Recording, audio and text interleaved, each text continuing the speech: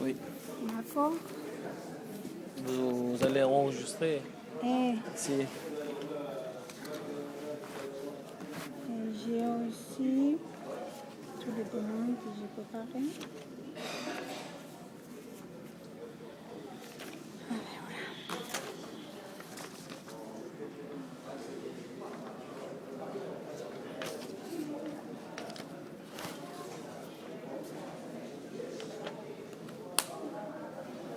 Excusez-moi, monsieur.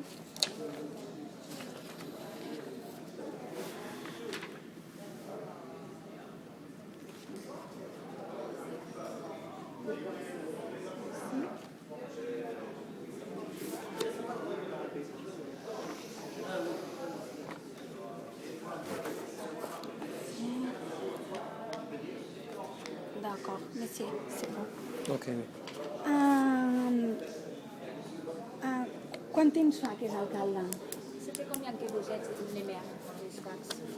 Oui, ça fait maintenant presque 7 mois. 7 mois. Oui. 7 mois. D'accord. Bon, pour préciser, maintenant en Tunisie, après la Révolution, il n'y a pas des conseils municipaux élus. Donc on n'a pas fait des élections municipales. Ok? Tu traduis ou bien je... Non. Elle comprend un peu, mais je vais résumer. Ah bon, Non, très bien. je peux comprendre, mais Ok, mon français non est beaucoup... Ok. Donc, après la Révolution, les conseils municipaux qui ont été soi-disant élus sous l'Ancien Régime ont été dissous et remplacés par des délégations spéciales. Donc, pour préciser, j'occupe la tâche ou le poste d'un président de délégation spéciale. C'est l'équivalent de maire, parce que le maire c'est élu. Mais nous, les membres des délégations spéciales, nous sommes, on n'est pas directement élus par les citoyens, mais on est indirectement élus, soi-disant, parce que le choix des membres se fait. Les représentants de la ville de Sfax à l'Assemblée nationale constituante, qui est maintenant chargée de préparer une constitution pour le pays. Donc les membres qui représentent la ville de Sfax à l'ANC, il y a une concertation entre eux et avec la société civile pour le choix des membres des délégations spéciales. Et après un accord entre eux et les membres et des acteurs de la société civile, ils proposent ces noms-là au chef de gouvernement qui nomme les délégations spéciales. Donc on est désigné par le chef de gouvernement, mais on peut dire qu'on est indirectement élu parce qu'on est choisi par des élus. Okay? D'accord. Donc c'est provisoirement parce que en attendant que les élections municipales, peut-être ça sera en juin 2014. Donc jusqu'à juin 2014, nous assurons la continuité des affaires municipales. Ok? C'est clair? Oui, j'ai compris. Quin és el nombre de delegats a la delegació especial Combien de personnes dans la délégation spéciale? On est de la Tunisie, de tot el govern, no? Com de tots els governs. La delegació especial és de cada ciutat. Però que venen del govern central, no? La creació de la delegació especial ve donat del partit, no és escollit, diu, no? Vale. I quantes representacions hi ha a tota la Tunisie?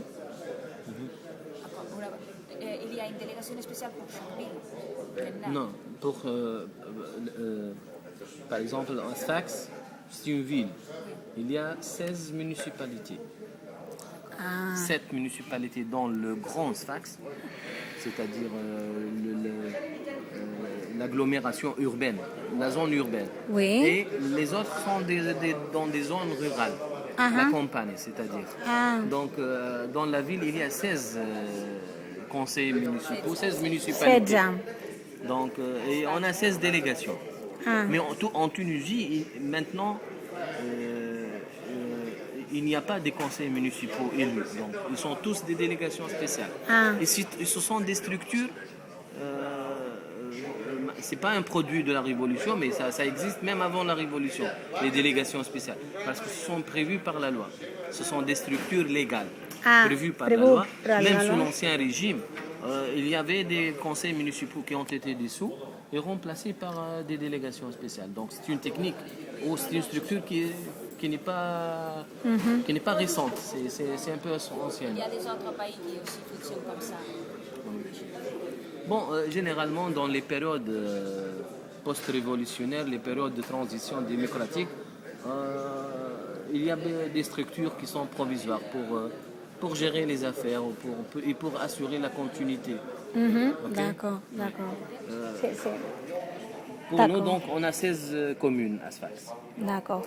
Alors, l'autre demande que nous avons fait est que vous avez vu la révolution, no? La viscut la révolution, no? Com l'ha viscut? Vous avez vécu la révolution. Oui, je suis.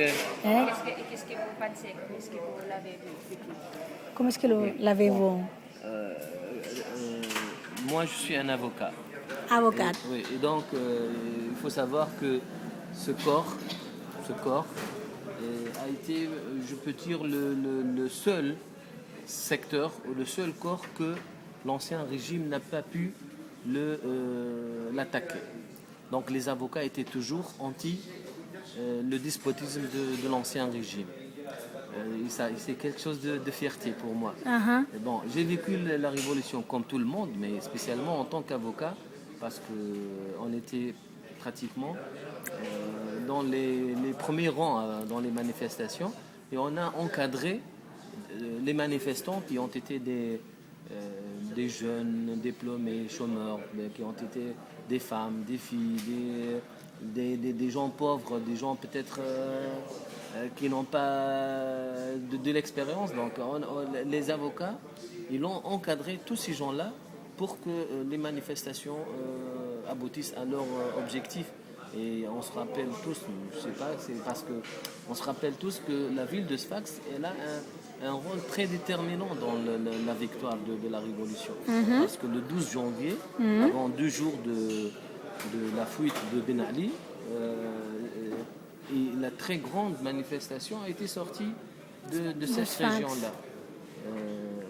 Très bien. Donc c'était des moments inoubliables pour nous. Noble, no? Oui. Une demande, quines est les choses que vous changeriez, què és el que ell canviaria de l'estructura actual de Tunísia per poder treballar amb les ciutats? Qu'est-ce que vous modifierez de la structure administrative et politique de la Tunisie afin que vous puissiez travailler avec les villes, afin que les villes n'aient plus de ressources et plus de possibilités pour pouvoir travailler? Au niveau des communes, oui, bon, il faut faire une petite comparaison entre la situation des communes et des municipalités avant la Révolution et je dis pas maintenant, mais je dis ce que doit être la situation après la Constitution, après l'élaboration de Constitution. Pardon. Donc avant, les communes étaient presque des boîtes fermées. C'est-à-dire, il n'y a pas ce contact entre les municipalités, les communes et les citoyens. Donc il n'y a pas cette approche participative. Le citoyen ne sait rien sur les affaires municipales. Il ne participe pas, par exemple, aux audiences des conseils municipaux, des réunions. Donc il n'a aucun rôle avant. Maintenant, même si au niveau des stratégies de développement, il y a cette approche participative, ça existe. Mais à part l'élaboration de stratégies de développement du Grand Sfax, qui a commencé en 2002, donc avant la Révolution, à part cette expérience unique, la relation entre les communes et les citoyens, ça a été...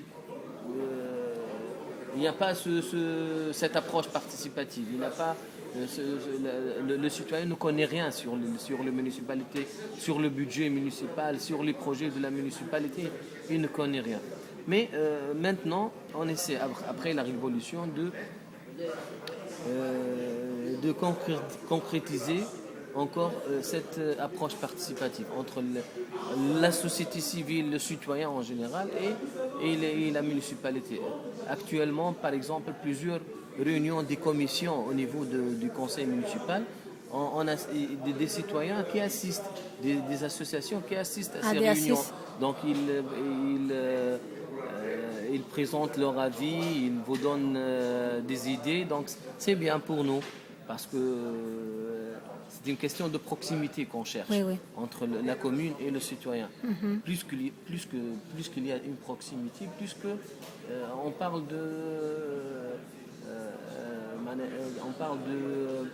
c'est-à-dire plus que la municipalité ou les communes sont très proches du citoyen, plus que le reconnaissement, non? Le reconnaissement. Oui. Donc, le reconnaissement, non? Plus que le citoyen trouve ses besoins satisfaits. Est-ce qu'il se trouve satisfait, donc, le citoyen. Bon, après la révolution, après ce que nous attendons maintenant, la Constitution, c'est bientôt. Donc, on a préparé le projet de Constitution. Et dans ce projet-là, il y a tout un chapitre sur les collectivités locales. Donc, ce qu'on a besoin maintenant, est-ce que ce chapitre a prévu, ce projet de constitution, c'est plus d'autonomie pour les collectivités locales. Parce que parmi les problèmes qu'on souffrait et qu'on souffre maintenant, c'est le problème de centralisation. Il y a un niveau de centralisation très fort. Donc, ce que nous voulons maintenant, surtout pour les communes qui sont un peu, qui ont les moyens, qui ont une tradition, des traditions, qui ont des cadres, un taux d'encadrement acceptable, donc comme la commune de Sfax, qui est une commune très grande, une commune reconnue par le niveau et la qualité de ses cadres municipaux. Donc, je pense que pour ces communes-là, au moins, les grandes communes en Tunisie, il faut leur donner plus d'autonomie. Et c'est pour avoir, comme je disais, je pense que plus d'autonomie à ces communes-là, plus on trouve plus de liberté dans la prise de décision, dans le choix par exemple, des projets que nous voulons faire dans la commune. Parce que tu peux, dans les circonstances actuelles, tu peux choisir par exemple de faire un tel projet, mais le gouverneur ou bien l'administration centrale, c'est-à-dire le ministère de l'Intérieur, n'approuve pas votre choix. Donc tout le projet tombe dans l'eau. Donc je pense que on a besoin plus de décentralisation, plus d'autonomie pour les communes, pour pouvoir, je pense, travailler dans des conditions plus autonomes, comment est-ce que vous renforcez votre équipe municipale avec la formation, avec la dotation d'équipement? Comment renforcez-vous la municipalité à travers des choses matériaux comme l'achat d'équipements, ou peut-être à travers la formation du personnel? Oui, bon. Même si la commune de Sfax est parmi les grandes communes en Tunisie, mais elle a ses propres problèmes. Bon. On a un problème au niveau du matériel. Il y a, par exemple, surtout le matériel destiné à la collecte des déchets. C'est parmi les axes les plus urgents qu'on travaille sur lesquels. Bon, ce n'est pas uniquement Sfax, mais c'est presque toute la Tunisie, parce qu'on a un problème environnemental très bon, je ne dirais pas très grave, mais un problème qui est très important, c'est le problème environnemental après la révolution. Donc, dès notre nomination au niveau de la délégation spéciale et au niveau de la commune de Sfax, j'ai remarqué que, par exemple, le nombre d'engins qui est destiné à la collecte, par exemple, des déchets, c'est un nombre très réduit qui ne permet pas à nos ouvriers et à nos agents de faire un travail très bien, un très bon travail au niveau de la collecte des déchets. Donc, toujours, on trouve des problèmes de ce type-là. Aussi au niveau des ressources humaines. Même si presque 60% ou 65% du budget municipal s'est destiné au salaire des ouvriers et des agents, mais dans certaines administrations et dans certains services, il y a un manque de ressources humaines. C'est au niveau du nombre et au niveau de la qualité, c'est-à-dire la qualité. Donc, à la municipalité de Sfax, il y a beaucoup d'ouvriers, mais peu de cadres. Mais avec ce peu de cadres, il y a une qualité des cadres. Ok? Si vous m'avez compris ou non. C'est-à-dire, parmi la municipalité de Sfax se caractérise par ce constat-là, c'est qu'on a des cadres municipaux, des chefs de service, des directeurs, des sous-directeurs de qualité, mais avec un nombre un peu réduit. Donc on a besoin de recruter, par exemple, des cadres. Des cadres au niveau de la municipalité. Donc c'est un besoin réel, oui. Mais une question, à part de recruter de nouveaux ressources humaines, ce que nous voudrions savoir, si les ressources humaines existantes, ils ont de la formation. Si vous destinez Oui. de l'argent pour les capacités, pour les former. Oui. En un futur, pour le futur, la vision pour l'avenir. Oui. Bon, pour le budget de cette année-là, 2012-2013, toujours c'est le problème de centralisation, parce que c'est pas nous qui décident du budget. On propose le budget et on va le discuter après avec vous avez envoyé à Tunis à Tunis avec les ministères des Finances et le ministère de l'Intérieur.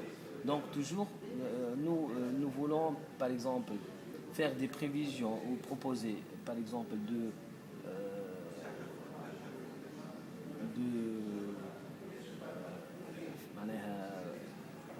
réserver, par exemple, un tel montant pour la formation des cadres.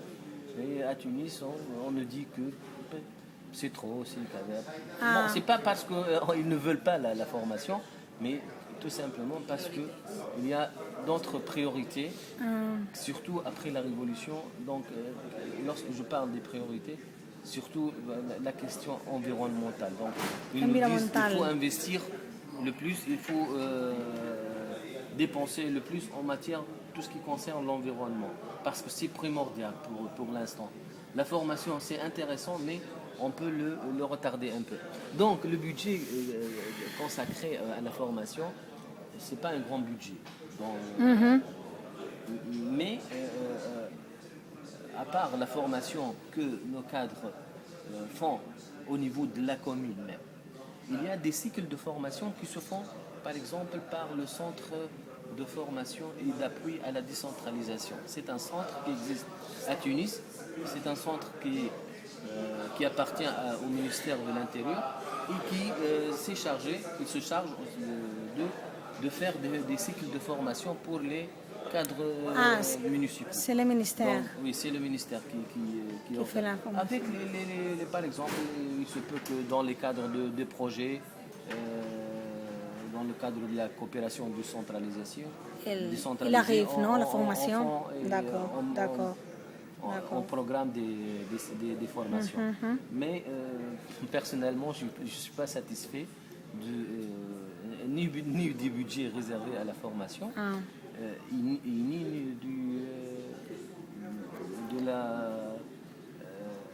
du du nombre de, par exemple, de cycles de formation. Donc, il y a un manque là-dessus. Bueno, nous verrons, non? Oui. Avec L'avenir. l'avenir. Voilà. Mais Oui, peut-être. c'est une idée, non? Oui, Pour, oui. d'accord.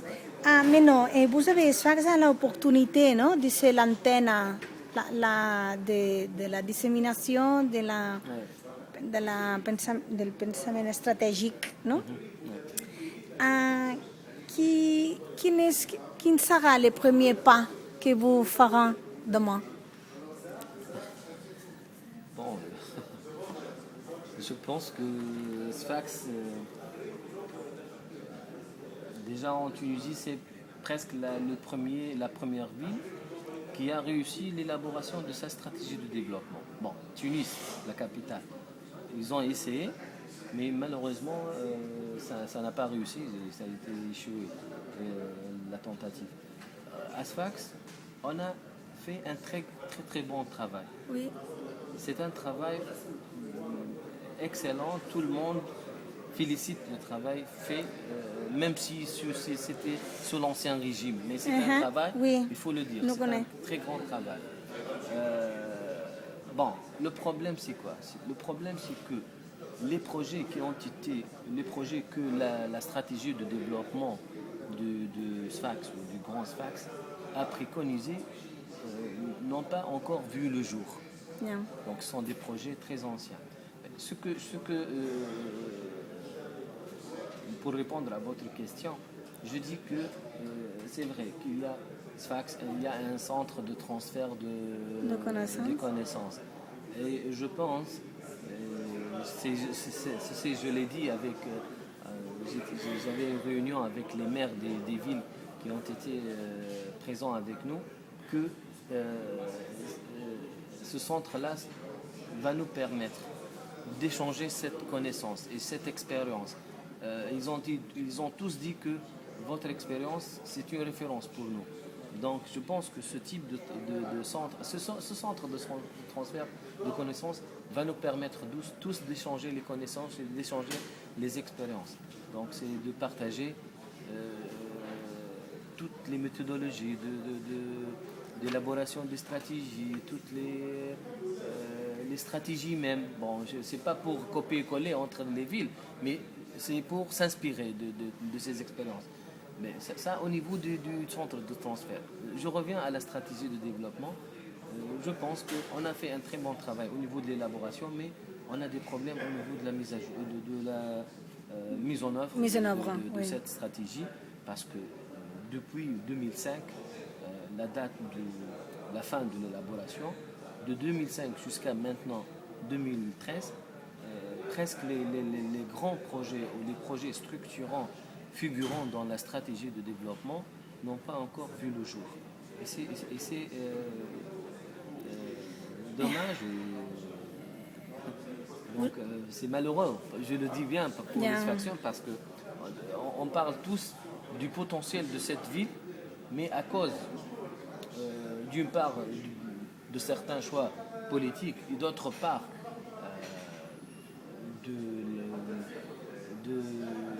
des factions eux-mêmes. Parce que moi je pense qu'il ne faut pas toujours parler de la marginalisation de cette région, mais il faut parler aussi de notre responsabilité. Parce que les hommes d'affaires, par exemple sfaxiens, qui sont très connus en Tunisie par leur puissance économique, leur puissance financière, et pourtant ils n'investissent pas à Sfax. Ils vont ailleurs, à Tunis surtout. Donc Sfax, elle a besoin de ses enfants, je le dis bien. Donc elle a besoin de ses investisseurs. Donc je dis que malheureusement on a un problème au niveau de la mise en œuvre de cette stratégie. Bon, espérons bien que peut-être après la révolution, je dis bien, et avec je vous dis que la ville a lancé sa volonté d'organiser les Jeux méditerranéens de 2021. Donc c'est un rêve maintenant pour les Sfaxiens, et je pense que les manifestations sportives peut être conçues comme étant des solutions miracles pour les villes, pour la transformation des villes. On se rappelle tous de l'expérience de Barcelone ou l'expérience de Glasgow qui ont organisé des Jeux, et c'était toute la ville qui s'est changée, toute la ville qui s'est transformée. Donc maintenant, toute une dynamique est créée à la ville de Sfax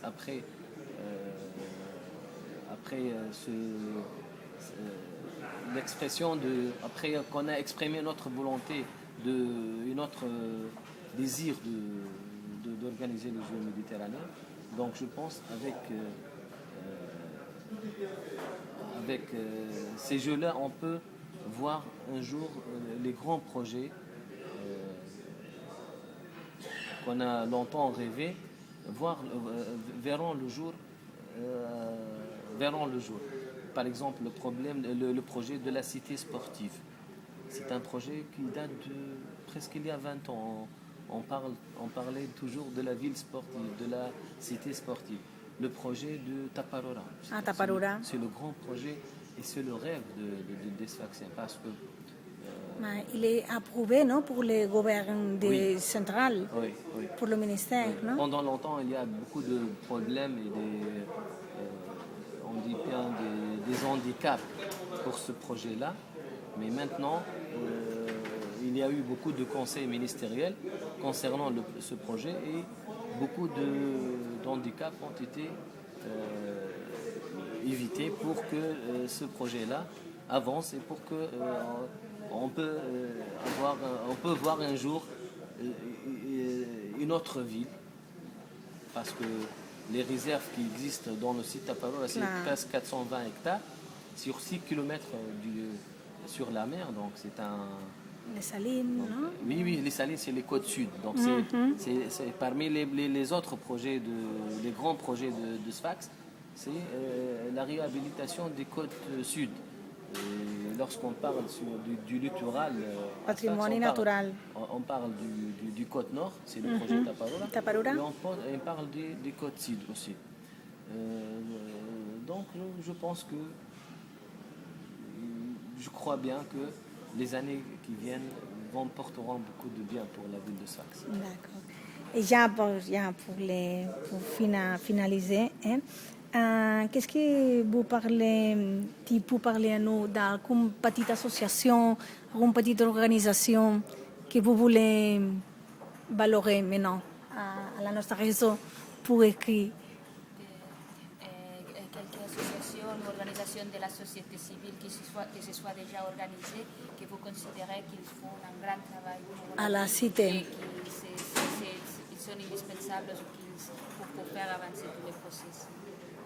Vous parlez au niveau de la société civile? Oui. Oui, il y a beaucoup d'associations qui... Expliquer comme exemple. Je parle d'une association. Oui, un petit détail. Oui, peut-être l'association de sauvegarde de la Médina. Ah, d'accord. Ou bien l'association du développement durable de Sfax. Donc on a beaucoup Optima Sfax aussi. Donc ce sont des associations très actives à Sfax, mais surtout l'ASM. L'ASM, c'est une association qui s'intéresse à la Médina, à la cité antique, cité arabe, on dit. Et elle fait un travail, un très grand travail. Surtout que la Médina, on a déposé déjà tout un dossier pour l'inscription de la Médina au patrimoine mondial de l'UNESCO. Donc la Médina, je ne sais pas si vous avez visité ou non, c'est une perle de Sfax. Même s'il y a des problèmes maintenant au niveau, parce que les problèmes de la Médina il y a le problème environnemental, il y a le problème il y a beaucoup de bâtiments qui sont en état un peu à cause du manque d'entretien, etc. Et il y a un peu de problèmes sécuritaires, la nuit surtout. Pourquoi? Parce que les anciens Sfaxiens, les Sfaxiens, on a une tradition que les Sfaxiens habitent l'hiver à la Médina et l'été, ils habitent dans les... ils sortent de la Médina pour aller, par exemple, à 6 ou 7 km. Ils ont un autre logement qui est dans les campagnes, on dit, à l'époque.